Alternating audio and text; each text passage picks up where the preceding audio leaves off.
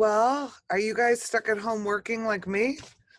Are you getting tired of it? Do you get bored? Do you find yourself getting kind of cranky? Me too. So, for all of you students out there that are sitting at home and frustrated and sick of being in the house, I thought I would remind you that sometimes when you get a little creative, it can really change your mood. It's really hard to be crabby when you're singing or dancing, right? It just kind of makes you smile. So, we are doing a new series called Mac Kids Create, right? Because we want everybody to get creative and keep your juices going. And we think that it's kind of fun. If you just let yourself close your eyes and use your imagination, you can get really creative. Sometimes you can put on your creative hat, do something to make you get in the mood to move a little, or dance a little, or sing a song. You're going to be in a much better mood. So I have been looking for videos for you to help you get motivated. And I found some great ones by Catapult. And Catapult is a dance company that uses shadow dance to create art and tell stories. And I'm hoping to inspire you to use your imagination and do little shadow puppets. So here I am. I have a blank wall and a light. And all I did was shine the light on a small table up on the wall. And I want to show you how you can make a couple of shadow shapes.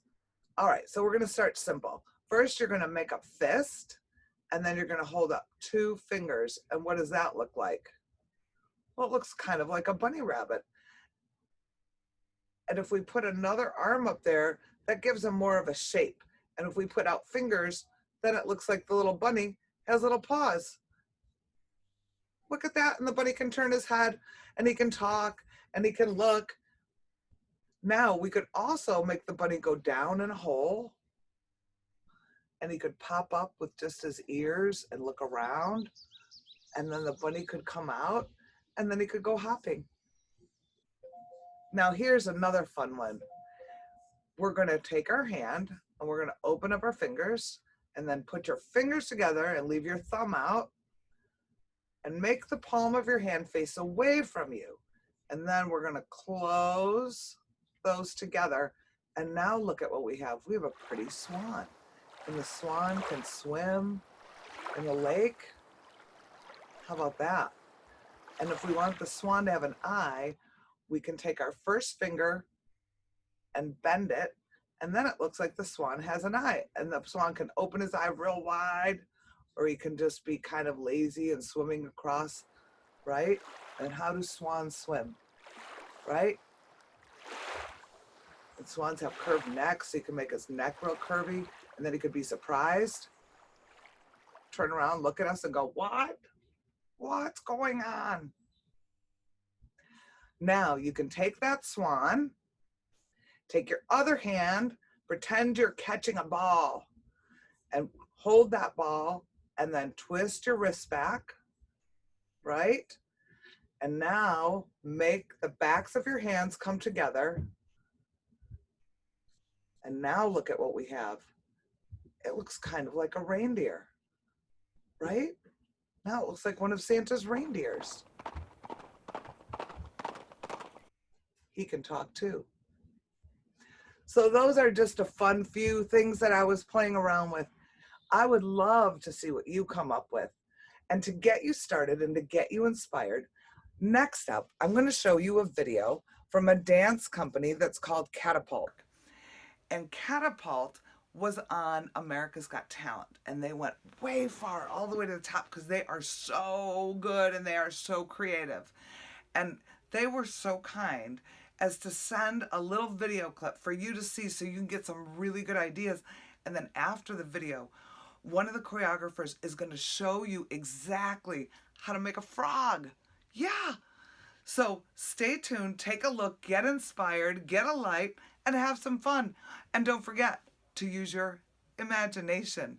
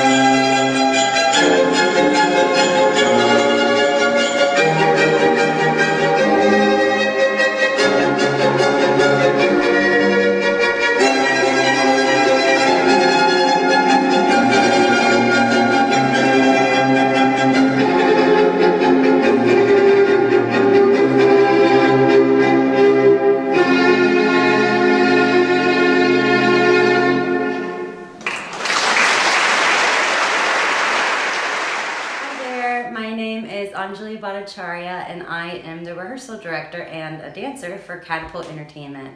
So today we're going to show you a little bit of shadow magic. We're actually going to show you how to make one of the frogs from Four Seasons.